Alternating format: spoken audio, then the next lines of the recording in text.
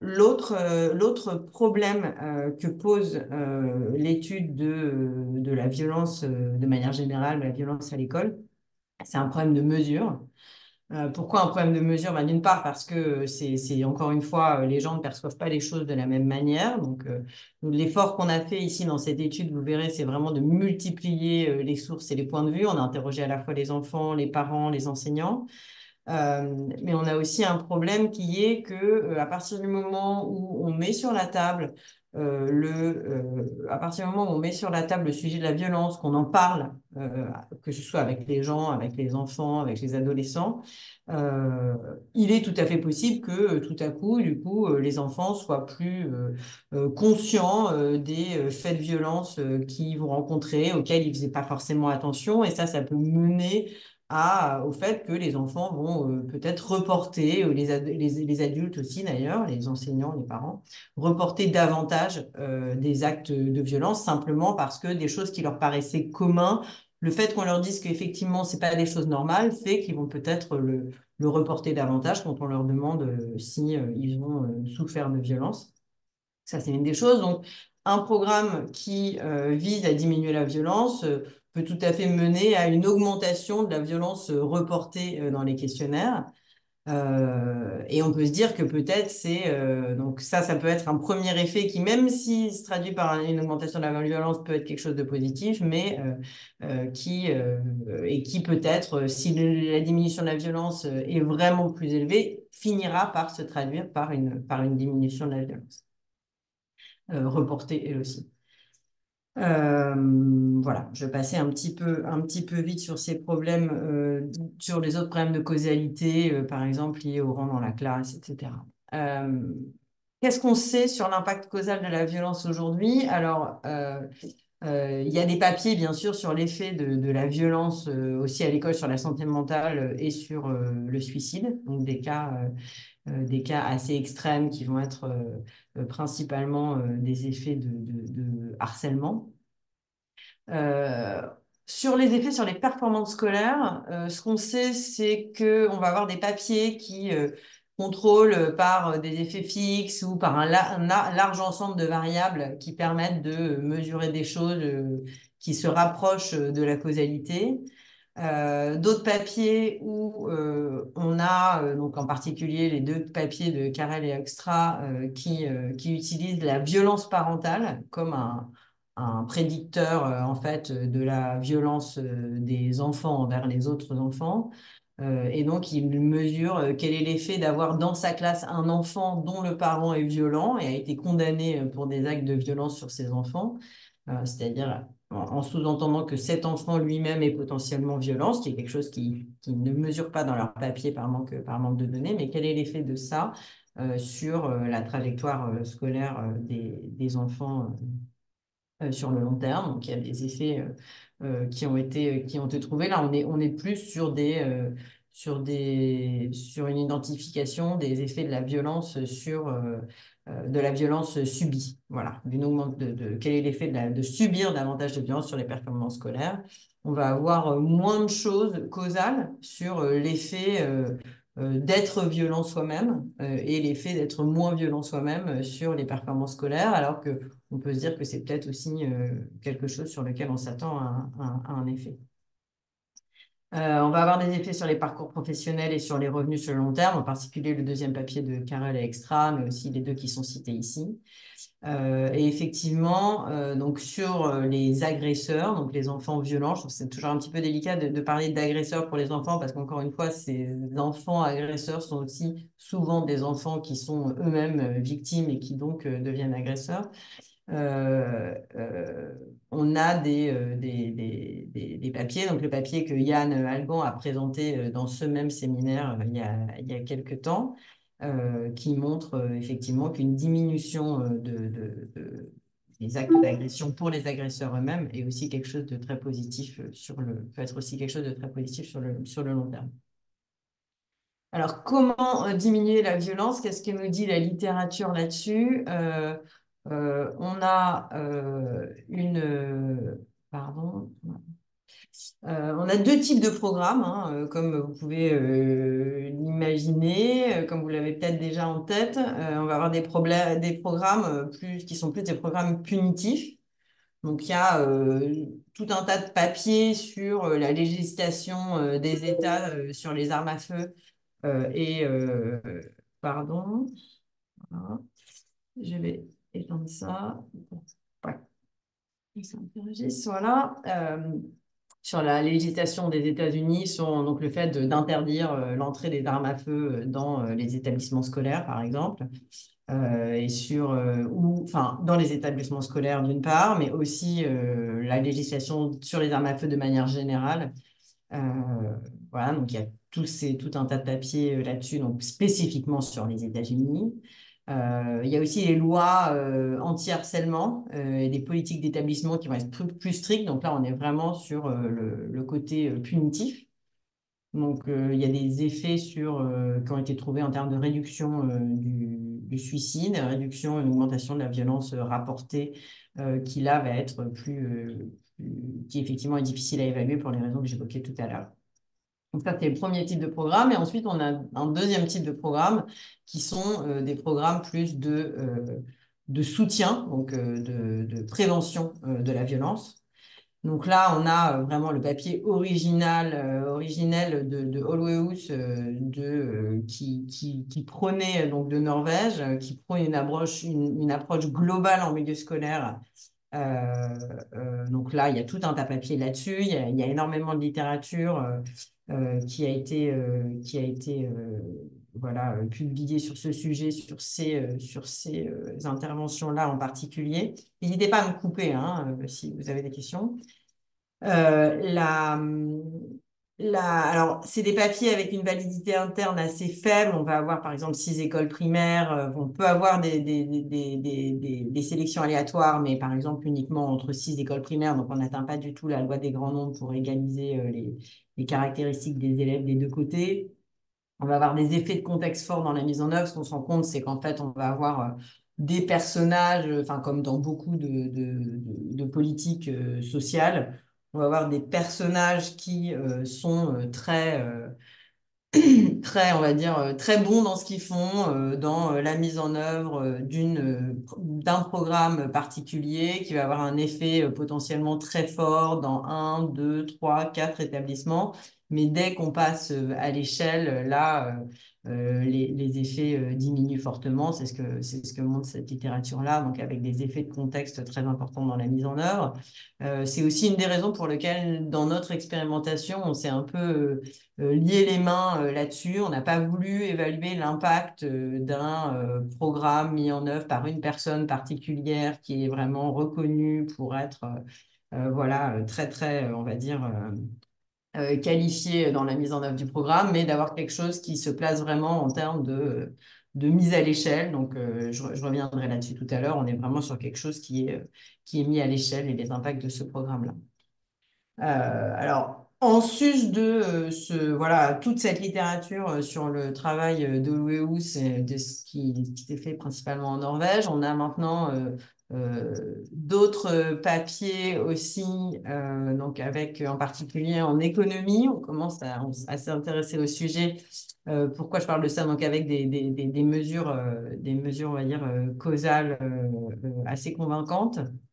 Alors, on va avoir d'une part le papier de Souley Alan qui mesure l'impact d'une intervention qui vise à développer les compétences socio-émotionnelles des élèves. Donc là, c'est vraiment l'idée voilà, de prendre la perspective de l'autre, d'apprendre aux enfants à prendre la perspective de l'autre pour essayer de comprendre quelle est la source du conflit et de le régler sans violence dans un contexte où on va avoir un afflux d'immigrants, en l'occurrence syriens en Turquie, voilà, donc, dans lequel ils trouvent des effets très forts qui ont l'air d'être effectivement euh, tenus euh, drivés par ce changement en termes de prise de perspective. Il y a un papier maintenant assez connu en économie qui s'appelle Becoming a Man, dont le nom est d'ailleurs assez voilà, sujet à discussion. qui visait des adolescents dans des quartiers défavorisés aux États-Unis. Donc l'idée là, c'est vraiment de cibler des enfants au comportement disruptif. Donc c'est un peu la même idée que le papier que Yann a présenté il y a quelques temps, cette intervention où ils ont suivi les enfants sur le très long terme, où là on essaye effectivement enfin, dans Becoming a Man, tout le contenu de programme est vraiment sur on réfléchit avant d'agir, quoi, essayer de réfléchir, est-ce que vraiment j'ai envie de mettre mon poing dans la figure à mon voisin parce qu'il m'a marché sur le pied, ou est-ce que en fait il faudrait pas que je me rende compte que bah, est-ce que vraiment il a fait exprès de me marcher sur le pied ou pas? S'il n'a pas fait exprès, peut-être que c'est pas nécessaire d'en arriver là. Donc c'est vraiment là-dessus. Essayer aussi de montrer aux enfants qu'on peut se faire confiance. Donc par exemple, tout est une espèce de petits jeux voilà, pour essayer d'apporter de la confiance. Alors, ils trouvent des effets forts de ce projet, de ce programme. En revanche, ils n'ont pas l'air de montrer, donc toute la théorie sous-jacente était de montrer que réfléchir avant d'agir était quelque chose de positif. C'est pas euh, quelque chose qu'ils trouvent dans les données, dans les enquêtes. Donc, ils n'arrivent pas, en fait, vraiment à expliquer pourquoi ils trouvent des effets assez forts, et ils sont en train voilà, ils ont mis en œuvre tout un tas d'autres programmes pour essayer de mieux comprendre exactement d'où venaient ces effets forts. Alors ensuite, il va y avoir des programmes qui vont cibler plutôt les élèves témoins des scènes, les bystander effects, comme le programme Kiva, par exemple, qui a été évalué, ou des programmes qui vont cibler aussi le cyberharcèlement. Alors, enfin, on sait que maintenant, c'est vraiment un mot très important de nos temps pour les élèves. Je pense qu'on est tous ravis de ne pas avoir été au collège à l'heure des réseaux sociaux et des téléphones portables. Et donc ça, c'est quelque chose aussi sur lequel on mesure des effets qui semblent assez forts. Je reviendrai là-dessus, mais c'est une manière aussi, un nouveau type de violence depuis, on va dire, une dizaine, vingtaine d'années, quoi. Alors, qu'est-ce qu'on fait nous? Donc, dans cette expérimentation, on a tenté d'évaluer l'impact de deux programmes. Aujourd'hui, je vais vous parler de l'impact du premier programme.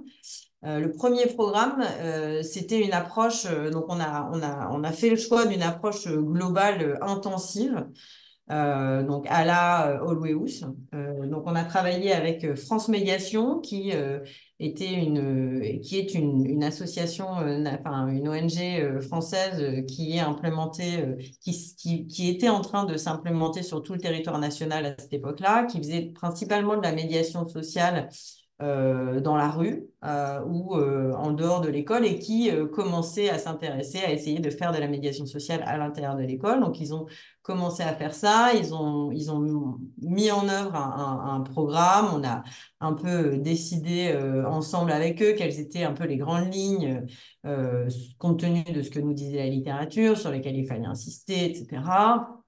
Et donc, ils ont fait le choix de recruter des médiateurs. Donc, nous, on avait vraiment imposé ce modèle-là qui était, encore une fois, de viser à mesurer l'impact d'un programme dans un contexte de généralisation. Donc, on recrute des nouvelles personnes, des nouveaux médiateurs. On les recrute tous de la même manière, on les forme tous de la même manière.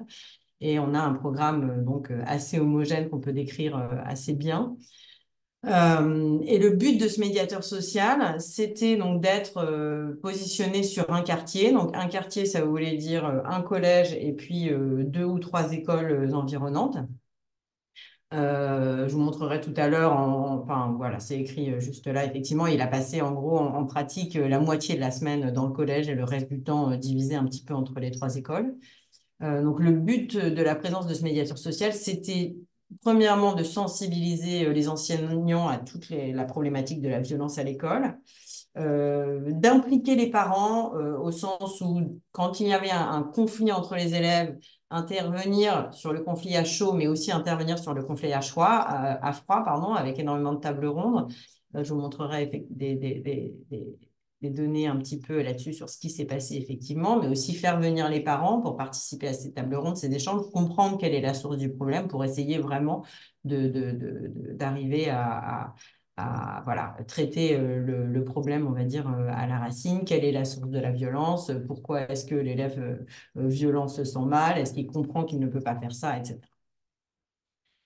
Donc ça, c'était vraiment enfin, le gros du programme. Et il y a eu aussi de la formation de certains élèves volontaires à la médiation par les pairs, qui étaient un peu des élèves référents auxquels les élèves pouvaient se voilà, référer quand ils avaient un conflit, plutôt que d'aller voir un adulte. Donc ça, c'était le premier programme. Le deuxième programme était une intervention nettement plus légère, à la fois en termes de durée du programme, mais aussi en termes de coût. Donc le premier, on est sur la présence d'un médiateur social à temps plein dans l'établissement scolaire. Donc c'est le coût d'un équivalent temps plein. Euh, sur le deuxième programme, là, on est sur une intervention nettement plus légère de prise de conscience, pardon, qui est beaucoup prônée par Éric de Barbieux. Et le sens de cette intervention, c'est de mener une enquête auprès des élèves pour mesurer un peu la prévalence de la violence et du harcèlement dans l'établissement, et ensuite de transmettre ces résultats aux enseignants pour les sensibiliser à la question du harcèlement dans leur établissement à eux. Alors ça, c'est quelque chose qu'on a fait, donc et ensuite de laisser les enseignants et les chefs d'établissement se saisir du problème. Donc ça, c'est quelque chose qu'on a expérimenté, comme je le disais tout à l'heure, uniquement en primaire, et je reviendrai là-dessus. Et c'est pas l'intervention dont je vous parlerai aujourd'hui, et la première intervention, celle du médiateur social. Donc la question de recherche est très claire, c'est quel est l'impact de la présence du travail de ce médiateur social sur la violence à l'école, premièrement, et deuxièmement, sur le bien-être des enfants, le climat scolaire et la trajectoire scolaire. Donc la littérature se concentre beaucoup aujourd'hui sur la violence subie et sur les normes sociales. Ici, on peut mesurer voilà, tout ce qui est bien-être, climat social, absentéisme, résultats scolaires, diplôme du secondaire, etc. Euh, alors, je vois simplement que...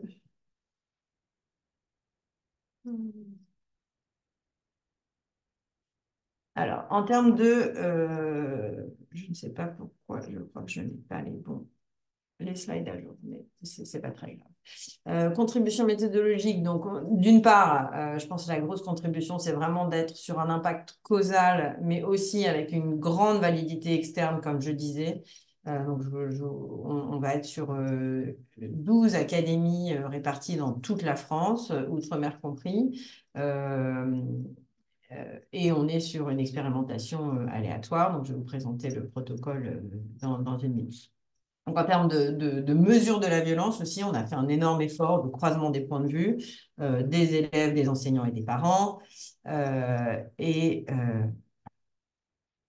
Donc, l'intervention de la médiation sociale en milieu scolaire, je vous ai déjà expliqué un petit peu voilà, les grandes lignes du contenu. Donc, l'idée, c'était vraiment, voilà, qu'est-ce que faisait le médiateur? C'était vraiment de gérer et d'essayer de résoudre les conflits existants, de détecter aussi les cas de harcèlement, de faire des séances, d'échanger avec les enseignants, mais aussi de faire des séances en classe avec les élèves pour les sensibiliser au problème du harcèlement, développer leurs compétences socio-émotionnelles, donc la prise de perspective, par exemple.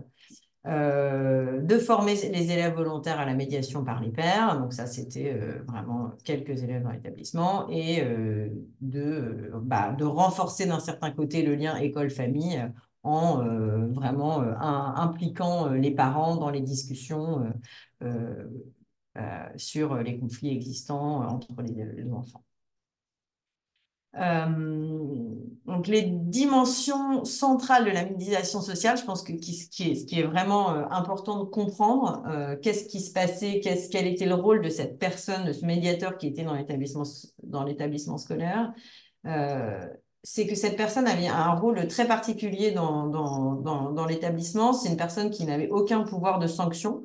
Donc c'était vraiment quelqu'un de neutre qui était là voilà, unique pour régler les problèmes de sanction, les problèmes de violence, pardon, les élèves le savaient. Ils savaient aussi que cette personne n'allait pas les sanctionner, que cette personne était là pour les aider à essayer de résoudre le problème et à diminuer la violence. Donc, c'est vraiment une position de tiers non jugeant, qui ne peut pas sanctionner et qui a vocation à être impartial. Et c'est une personne qui ne fait pas partie de l'éducation nationale, ce qui est aussi quelque chose clé, qui est voilà, quelque chose qui par pour le ministère de l'Éducation nationale était quelque chose à voir. Est-ce que c'est une question, on va dire, de politique publique? Est-ce qu'on a besoin de quelqu'un vraiment d'externe à l'établissement ou est-ce que c'est des choses qu'on peut faire en interne sans avoir ce tiers? Pour l'instant, le choix qui a été fait aujourd'hui dans les politiques de lutte contre la violence à l'école est de travailler avec les acteurs de l'établissement. Alors, la mise en œuvre, donc l'intervention, encore une fois, a été conçue et mise en œuvre par donc France Médiation, en collaboration avec nous en termes de voilà, un peu les informer sur tout ce que nous disait la littérature. Donc, c'est un réseau d'associations, ça je vous l'ai déjà dit. Les médiateurs sont recrutés localement. Donc, on a 40 médiateurs sociaux sur 46 sites scolaires. Je vais vous montrer ce petit schéma. Et juste pour que vous ayez une idée, en termes de durée moyenne de l'intervention, donc en moyenne, l'intervention a duré 13 mois. Donc là, le médiateur est resté 13 mois dans l'établissement scolaire avant juin 2014. Donc, juin 2014, c'est le moment où on a fait notre enquête. Encore une fois, l'expérimentation a commencé en septembre 2012. Les médiateurs sont en gros arrivés au courant de cette première année scolaire et étaient là toute l'année scolaire suivante. Donc ça va être pour les résultats à court terme, il faut que vous ayez en tête que c'est voilà, 1 an et demi de scolarité, de présence du médiateur en moyenne. Pour ces effets de court terme sur tout ce qu'on a collecté au moment de l'enquête. Ensuite, pour tout ce qui va être résultat de long terme, donc sur la trajectoire scolaire des élèves, par exemple sur le brevet ou sur les diplômes à la fin du secondaire, là, en moyenne, on est plutôt sur une durée de 2 années scolaires. Ina, ouais, Ouais, tu laisses une demi-heure à peu près. ouais. Euh, donc le protocole d'évaluation, je vais passer un petit peu vite. Donc, comme je vous le disais, on est sur 12 académies. On a à peu près un quart de l'échantillon qui est en Martinique, un quart à Lille, un quart en région parisienne, Académie de Créteil, Académie de Versailles, et puis un autre quart réparti sur tout un tas d'autres académies. Donc, c'est vraiment une évaluation de très grande ampleur qui a voilà, qui donne l'avantage d'avoir une grande validité externe. Donc, ce qu'on a fait, c'est qu'on a sélectionné de manière aléatoire les établissements traités et témoins, donc les établissements bénéficiaires du médiateur scolaire, les établissements non bénéficiaires du médiateur scolaire. Vous pouvez penser à ça comme étant vraiment des collèges. Donc, on avait 80 collèges. Chaque collège était réparti en paires. Donc, on avait dans chaque territoire deux collèges, deux collèges, deux collèges. Donc, on avait 40 territoires avec dans chaque territoire deux collèges. Sur chaque territoire, on a tiré au sort un collège qui bénéficiait. Avec chaque collège, on avait 2 ou 3 écoles primaires qui étaient associées, comme je le disais. Donc, au total, on a voilà, près de 13 000 écoliers et 18 000 collégiens qui ont bénéficié de la présence d'un médiateur. Et les établissements scolaires ont été choisis pour être dans des zones urbaines défavorisées, donc soit en zone urbaine sensible, soit en éducation prioritaire. Donc voilà un petit schéma rapide. On avait donc sur chaque territoire un site scolaire A qui bénéficiait du médiateur, un site scolaire B qui n'en bénéficiait pas. Instrument de mesure, donc on a mené des enquêtes téléphoniques régulières auprès de tous les médiateurs sociaux pendant l'année scolaire afin de vraiment être capable de mesurer, de comprendre quel était leur travail au jour le jour dans les établissements scolaires et vraiment pouvoir décrire le dispositif. Un vaste ensemble d'enquêtes à la fin de l'année scolaire, donc encore une fois en mai 2014. Des questionnaires adressés à l'ensemble des parties prenantes, donc les chefs d'établissement et les CPE, les surveillants, infirmières, autres adultes présents dans l'établissement, les enseignants, les parents d'élèves et les élèves. Donc ici, voilà. Et on a rajouté à ça, ce qui n'est pas à jour, mes excuses aux membres de l'ADEP qui sont là, toutes les données effectivement de l'ADEP. Donc on a apparié toutes ces données d'enquête aux données de l'ADEP. Donc, état des lieux de la violence, je vais passer assez vite là-dessus, mais je pense que c'est quand même important à la fois pour comprendre comment est-ce qu'on mesure la violence, de quel type de violence on parle, et puis aussi pour avoir un petit peu une idée de ce qui se passe dans les établissements scolaires. Donc là, je me focalise sur le primaire. Donc, vous voyez qu'on va, c'est des questionnaires. Donc, la partie du questionnaire sur la violence est vraiment, pour les élèves en particulier, est vraiment très importante, assez longue. Donc, on leur pose des questions sur est-ce qu'ils ont subi des moqueries, est-ce qu'ils ont été mis à l'écart, insultés, frappés, est-ce qu'ils ont participé à des bagarres collectives, est-ce qu'on leur a donné des surnoms méchants, est-ce qu'ils se sont sentis humiliés, est-ce qu'ils ont été bousculés, est-ce qu'on leur a lancé des objets sur eux, et est-ce que des vidéos d'eux ou d'autres choses ont été postées sur les réseaux sociaux. À chaque fois, on est sur une échelle de 1 à 5 entre très souvent jusqu'à jamais. Là, on voit effectivement qu'on va avoir énormément voilà, les insultes qui ressortent, mais on va avoir aussi les jets d'objets, donc des élèves sur lesquels on jette des objets, des élèves qui se sentent humiliés. On va avoir 26% des collégiens qui disent qu'ils se sont sentis humiliés au moins une fois, mis à l'écart, 28%, voilà, j'en passais des meilleurs. On va avoir 9% des élèves qui disent avoir été victimes de harcèlement. Donc là, on est sur de la violence, c'est-à-dire au moins une fois, ici. Si on passe au harcèlement, donc là, on est donc des élèves qui déclarent que ces événements se sont passés souvent ou très souvent. Donc là, on a effectivement les insultes qui ressortent ici à 24%, mais on va avoir les bagarres collectives, encore une fois, le fait de s'être senti humilié souvent ou très souvent, donc des élèves qui déclarent s'être senti humilié souvent ou très souvent, on est à 10% des élèves dans ce cas-là. Les jets d'objets, 4,6%, les surnoms méchants, qui est un peu voilà, ce qu'on a en tête, peut-être, voilà, quand on parle de harcèlement à l'école, là, on est sur 2% des enfants et le cyberharcèlement, 1,5%. L'autre point sur lequel je voudrais insister avant de vous présenter les résultats, c'est les gros écarts en termes de caractéristiques des élèves. Sur le harcèlement, donc la part des victimes de harcèlement au collège, ce qu'on peut voir, c'est qu'on va avoir un taux de harcèlement qui va être à peu près similaire en fait en troisième, en cinquième, en sixième. On n'a pas les quatrièmes ici parce qu'on n'a pas enquêté les quatrièmes par souci budgétaire. Mais ce qu'on voit en revanche, c'est que les garçons de sixième sont vraiment nettement plus ciblés par le harcèlement que tous les autres enfants de l'établissement scolaire. D'accord? C'est pour ça que dans les résultats que je vais vous présenter, je vais vous présenter l'ensemble des élèves, je vais vous présenter les sixièmes, cinquièmes tous ensemble, les troisièmes à part. Pourquoi aussi? Parce qu'on voit qu'on a beaucoup d'agressions. Enfin, la majorité des élèves qui commettent de la violence vont être des élèves plus âgés.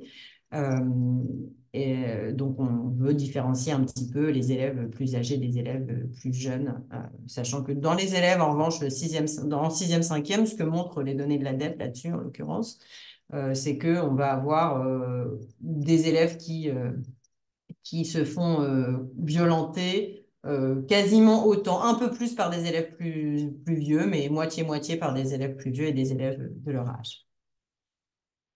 Donc sur l'impact, alors la mise en œuvre du programme, donc on est à peu près voilà 112 jours de présence. Donc, comme je disais, c'est à peu près la moitié de la semaine de présence du médiateur. Des conflits traités entre un nombre de conflits traités entre élèves assez élevé. Donc là, on est sur une moyenne par établissement. Des tables rondes entre les élèves. Des médiations navettes entre élèves. Donc là, c'est vraiment voilà, faire de la médiation entre un élève et un autre, en impliquant les familles, etc., ce dont je vous parle. Alors, impact sur la violence. Donc, je vais vous montrer deux tableaux. Ici, on a choisi de définir la violence de la manière la plus neutre possible, c'est-à-dire qu'on prend l'ensemble de l'information qui est disponible pour nous dans le questionnaire. Donc, on met à 5 un enfant qui déclare être très souvent victime de violence, 4 souvent, 3 parfois, etc., etc.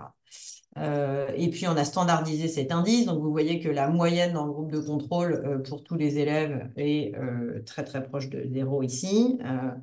Euh, Vous voyez aussi que chez les garçons de sixième, on arrive à une prévalence nettement plus élevée de 0,27 ici, alors qu'en troisième, on est à moins 0,14 et en sixième, cinquième à 0,06, d'accord, en moyenne. Donc, qu'est-ce qu'on voit ici en termes de violence globale sur les élèves? Si on prend vraiment l'ensemble de tous les élèves qui ont été enquêtés, ici, on ne voit pas d'effet significatif. On commence à voir un effet qui est proche d'être significatif sur l'ensemble des sixièmes, cinquièmes, mais on voit surtout un effet très fort sur, encore une fois, les garçons de sixième, qui sont ceux pour lesquels la violence subie est la plus importante. Quand on décompose cette violence globale entre violence physique, violence verbale et cyberviolence, alors attention là, sur les violences physiques et violences verbales, vous aurez vu sur les graphiques précédents qu'on a plusieurs items qui mesurent la violence physique, plusieurs items qui mesurent la violence verbale. En termes de cyberviolence, on a une seule question. Donc, il faut être quand même assez précautionneux avec les résultats de cette dimension-là. Mais on voit effectivement que c'est là-dessus qu'on a, enfin, sur l'ensemble des élèves, on trouve même un effet, même sur l'ensemble des élèves, on trouve un effet significatif donc de 4% d'un écart type sur l'ensemble des élèves, qui de fait est nettement plus fort, encore une fois, sur les garçons de sixième. La violence telle que perçue par les parents, on voit un effet négatif non significatif, à peu près voilà, sur les sixième, cinquième, qui est aussi plus fort sur les garçons de sixième, mais rien de significatif. Donc, il semble que, malheureusement, c'est ce qu'on sait aussi, que les parents ont du mal à percevoir voilà, parfois ces types de violences. Il y a moins de précision quand même sur ces Voilà, enquêtes aussi, hein, donc ça peut être juste, c'est pas significatif, mais les ordres de grandeur des coefficients sont pas très différents en vrai. c'est vrai, effectivement, tout à fait. Effectivement, donc on a moins d'effectivement de questionnaires ici parce on n'avait pas le budget pour saisir l'autre partie des questionnaires qui sont. En termes de, par contre, ce qu'on appelle troubles relationnels, donc tels que définis par les professeurs, donc des enfants qui se font, voilà, taper par les autres ou malmenés par les autres. Ici, on a une définition, donc en termes de perception par les enseignants, là, on va avoir une diminution significative pour l'ensemble des élèves. On a un effet qui est perçu plus fort sur les troisièmes que sur les sixièmes, cinquièmes, et pas particulièrement plus fort sur les garçons de sixième. Et ici, on est sur la perception des enseignants. En termes de violence, donc ici, là, ce qu'on fait, c'est qu'on va décomposer cette violence. Donc là, on était vraiment sur la violence, voilà, de jamais à toujours. Ici, je vous décompose le harcèlement d'un côté et puis la violence, on va dire, au moins un acte. Donc ça va être victime de violence. Et le harcèlement, ça va être par contre déclarer que c'est quelque chose qui arrive souvent ou très souvent. Et donc là, ce qu'on voit, c'est encore une fois le cyberharcèlement qui sort très fortement. En global, on va avoir un effet sur les sixièmes, cinquièmes, ensemble, pas d'effet sur les troisièmes, avec un effet nettement plus fort sur les garçons de sixième. Excusez-moi. Oui, À droite, c'est hors harcèlement ou avec harcèlement inclus? donc à droite, sur les violences, c'est au moins un acte, donc ça inclut effectivement le harcèlement. Ok, C'est merci. vraiment, voilà, on va dire la violence, voilà, de manière générale. Euh, Sur le bien-être, sur l'ensemble, quand on se place sur l'ensemble des élèves, alors là, je vais vous montrer tout un tas de dimensions. À chaque fois, on a à peu près les mêmes tableaux, enfin, avec les mêmes colonnes à chaque fois. Donc, l'ensemble des élèves, sixième, cinquième, troisième, garçon de sixième. Ce qu'on voit ici, c'est aucun effet significatif, à la fois tel que déclaré par les élèves et tel que perçu par les parents. On voit voilà, des coefficients qui sont positifs. Encore une fois, ici, on a moins d'observations, comme le disait Marc.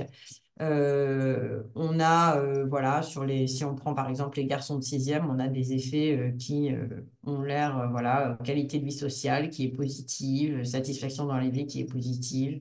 Ici, estime de soi comportementale qui va être négative, estime de soi sociale qui va être positive, mais on n'a vraiment rien du tout de significatif.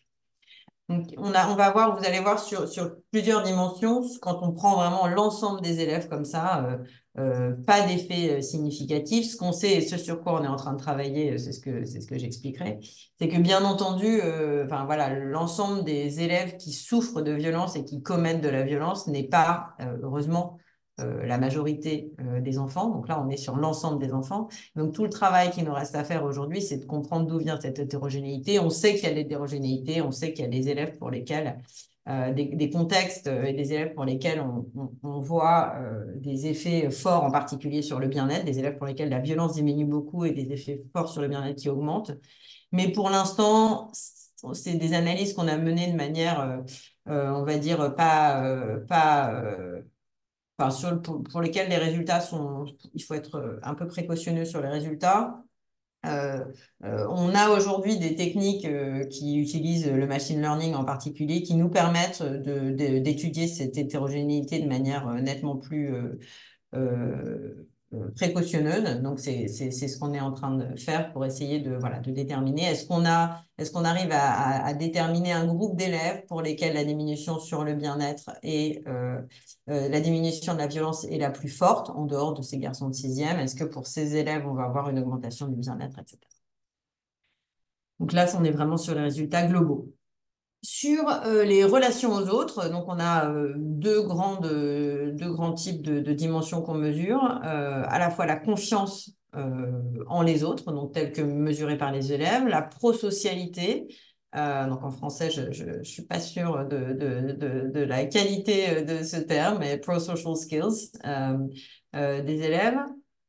Et puis la prosocialité aussi mesurée par les enseignants. Donc sur la confiance, on va avoir la confiance en les autres. Donc en les autres, qu'est-ce que ça inclut? Ça inclut à la fois la confiance en les professeurs, tous les adultes de l'établissement et aussi les autres élèves. Donc là, si on la confiance de manière générale, donc on a 6 items dans cette dimension.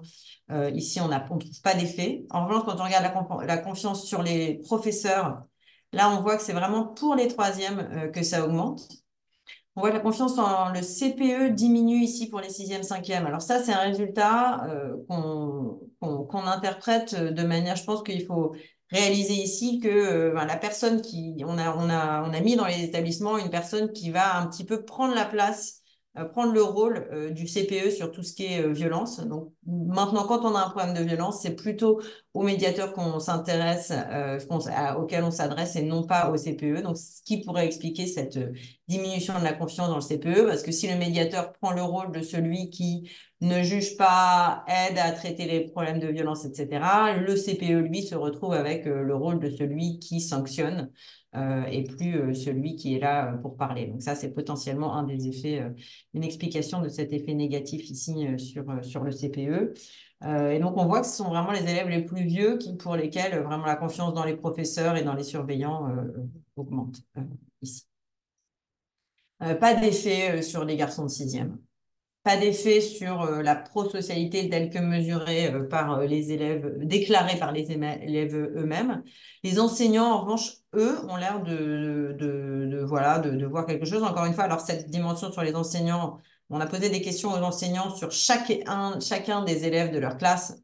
Donc, on a dû se limiter en termes de questions. Donc, cette question, encore une fois, là, sur les enseignants, il faut y faire attention parce qu'on est sur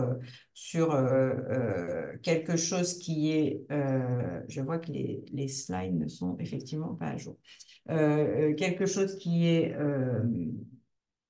pardon, on a une seule question aux enseignants sur la prosocialité des enfants. Donc, je pense qu'il faut faire attention à ne pas mettre trop de poids non plus sur cette dimension-là. Laissez-moi juste une petite minute. Je ne sais pas pourquoi ça a disparu.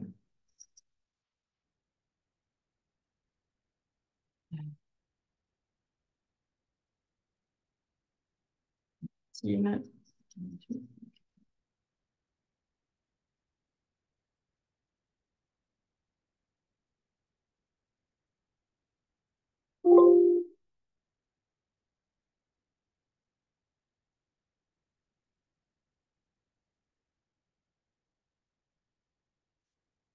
Voilà.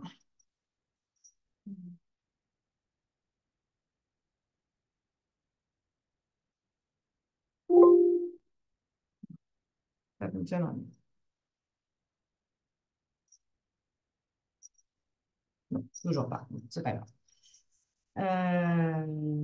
Désolée pour ce petit couac. Alors, Il reste ensuite, une dizaine de minutes, Nina. ouais, Ce serait bien de pouvoir prendre une ou deux questions.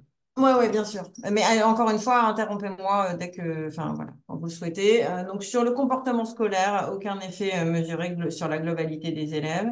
Sur les résultats scolaires, on va avoir aucun. Donc on a fait passer des élèves, des tests qui étant notés de manière externe. Là, on n'a aucun effet du tout sur là-dessus, aucun effet non plus tel que par un indice de, on va dire, qualité académique tel que mesuré par les enseignements, on n'a rien du tout. Sur la moyenne pondérée, on trouve quelque chose voilà, qui est à la limite de la significativité pour l'ensemble des élèves, qui se voit bien sur les troisièmes. En fait, quand on regarde en détail, c'est sur les maths que l'effet ressort le plus, et en particulier, c'est un effet qui augmente dans le temps, donc qui est plus faible au premier trimestre, deuxième trimestre, troisième trimestre, et qui vraiment ressort de manière plus forte au troisième trimestre.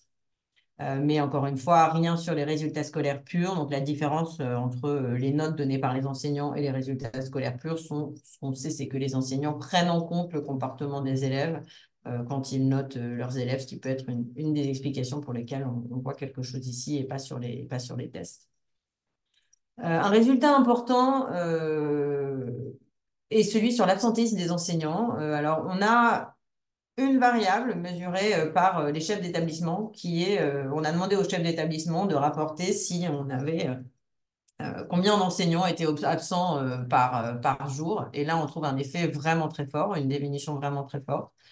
Alors, on attend les données RH de la DEP depuis un petit moment d'ailleurs pour confirmer cet effet parce voilà, on peut toujours soupçonner que ce soit un effet Hawthorne où les chefs d'établissement où les chefs d'établissement vont voilà, être contents du programme et donc voilà, peut-être être un peu plus enclin à déclarer aux chercheurs dont ils savent qu'ils mesurent l'impact du programme que oui, oui, on a moins d'absentéisme des enseignants grâce à ça, ou simplement voilà, avoir un effet placebo qu'ils ne conscientisent pas aussi. Donc ça, c'est quelque chose sur lequel voilà, on est précautionneux. Si c'est le cas, c'est vraiment un effet, je pense, très important du programme. Et c'est un effet qu'on va vérifier avec les données administratives. Effet de long terme, alors juste un petit mot pour dire qu'on a donc, sur le résultat au brevet et sur les, le diplôme en fin de lycée ou post-troisième, donc dans le secondaire. On a certains sites sur lesquels les médiateurs sont restés nettement plus longtemps que d'autres. D'accord? Donc, l'effet sur le long terme prend en compte le fait que les élèves qui étaient en sixième au début du programme, potentiellement, certains ont eu le médiateur qui est resté dans leur établissement pendant les 4 ans de collège, alors que chez certains, ils n'ont eu le médiateur que 1 an. Donc, en termes d'impact ici sur la diplomation, on voit rien du tout. Donc, sur le brevet, on a voilà, une petite baisse ici de la proportion d'admis au diplôme national. Donc, ici, je vous ai présenté tous les résultats avec contrôle. C'est un effet qui n'est pas très robuste, donc je serai assez précautionneuse là-dessus. Rien sur les garçons de sixième. Sur le diplôme final au brevet, on n'a pas d'effet non plus. On n'a pas d'effet sur la probabilité d'arrêter l'école après la troisième, ce qui est quelque chose sur lequel on sait qu'on a des effets hétérogènes sur certains sous-groupes. Voilà, avec une diminution forte de la probabilité d'arrêter l'école après la troisième. Mais ça, c'est quelque chose sur lequel il va falloir qu'on travaille pour pouvoir en dire plus. Donc, on a encore beaucoup à faire donc, sur l'hétérogénéité des effets sur les élèves. En particulier, ce qu'on aimerait, donc ce sur quoi on est en train de travailler avec des méthodes de machine learning, c'est d'essayer d'identifier le groupe d'élèves pour lesquels les effets sur la violence sont les plus élevés les effets de la diminution de la violence sont les plus élevés, de voir si sur eux, qu'est-ce qu'on observe en termes de toutes les autres dimensions qu'on mesure. Identifier le groupe d'élèves pour lesquels, qui commettent de la violence, pour lesquels ben, qui diminuent leurs actes de violence. Ça, c'est quelque chose d'un petit peu plus compliqué parce qu'on a nettement moins de mesures là-dessus. On avait essayé de discuter avec l'éducation nationale, on n'avait pas eu trop le droit de poser des questions là-dessus pour essayer de déterminer quels étaient les élèves qui étaient, on va dire, les agresseurs. On a quand même quelques variables qui peuvent donner des pistes, donc c'est quelque chose sur lequel on voudrait essayer. Aussi, selon les caractéristiques des médiateurs, on sait que, donc on a mesuré les Big Five des médiateurs, on sait que pour certains médiateurs, on a des effets qui sont nettement plus forts. Euh, voilà, et il y aura aussi les effets sur l'école primaire qui restent à venir. Voilà, je m'arrête. Merci Nina. Alors, est-ce qu'il y a des questions, des réactions à cet exposé?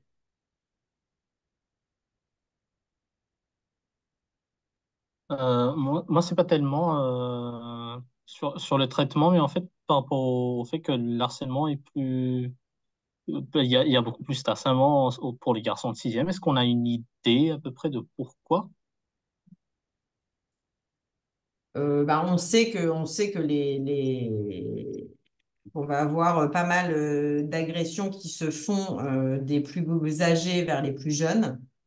Et il semblerait que les garçons subissent plus ces agressions que les filles. On sait dans la littérature que on a nettement plus de problèmes de comportement chez les garçons que chez les filles. Donc voilà, c'est quelque chose qui est assez.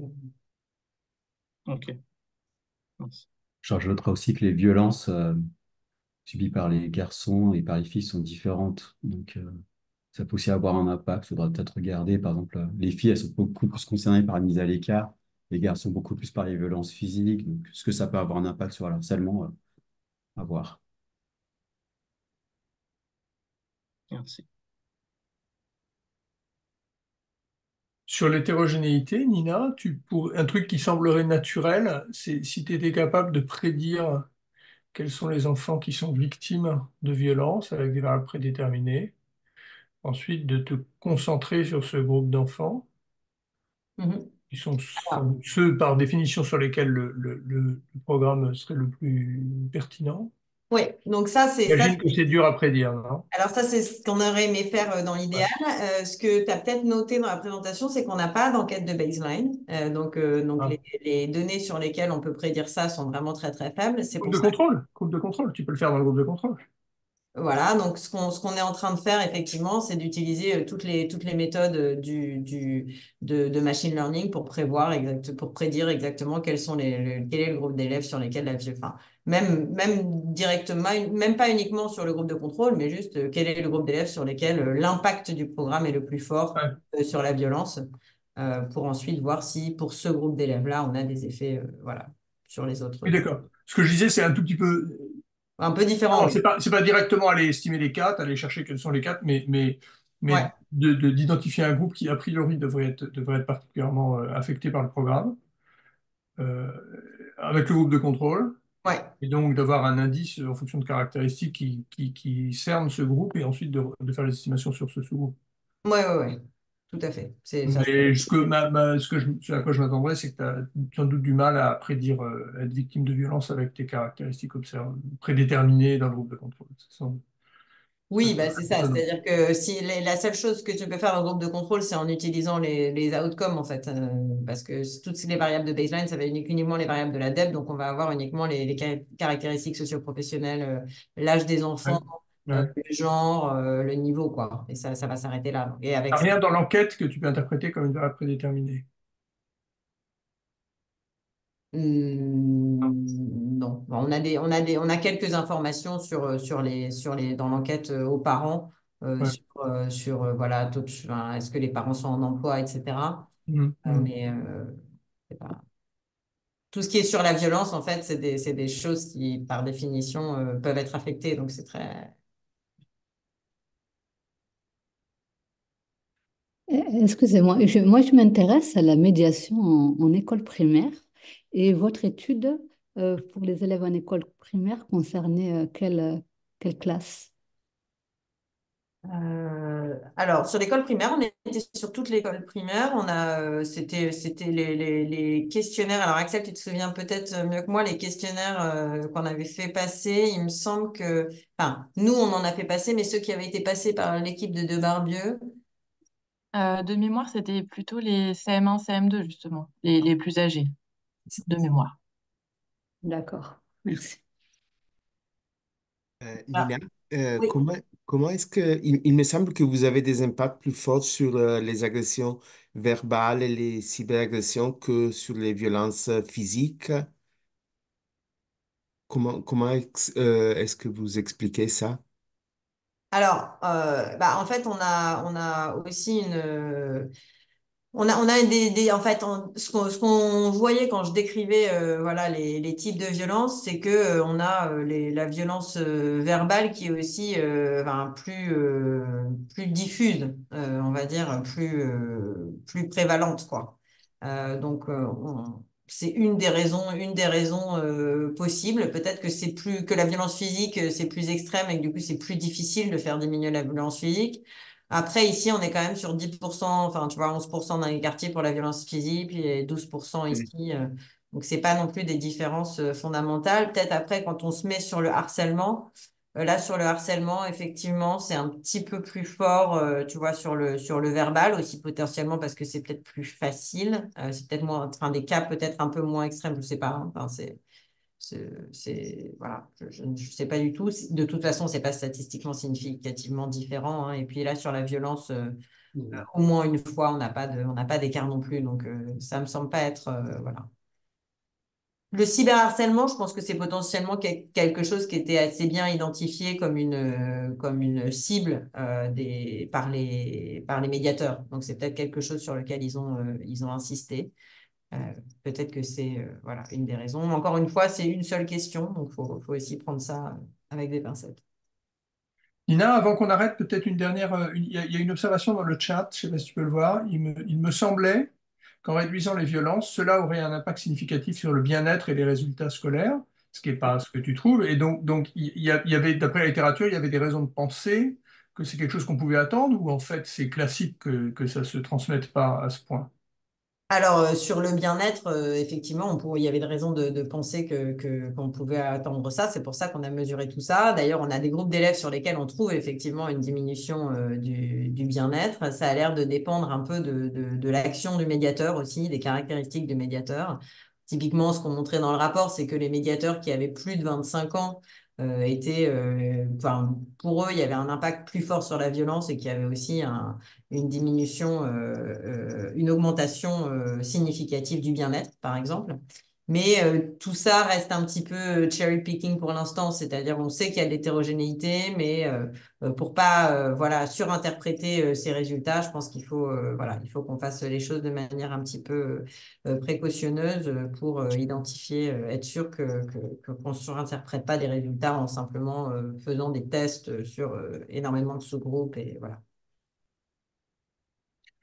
Ok, merci Nina. Je pense qu'on a atteint la fin de la séance. Merci à tous d'être venus. Et juste une annonce, donc le prochain séminaire en ligne sera le 25 avril. On aura une présentation de Andy de Barros sur une expérimentation de EdTech. Andy est à l'Université de Californie, donc l'horaire sera décalé à 5 heures du soir pour lui permettre de se lever à une heure décente. Voilà, vous recevrez un avis pour ce séminaire de toute façon. Merci beaucoup à tout le monde et à bientôt. Au revoir. Merci. Merci beaucoup. Au revoir. Au revoir.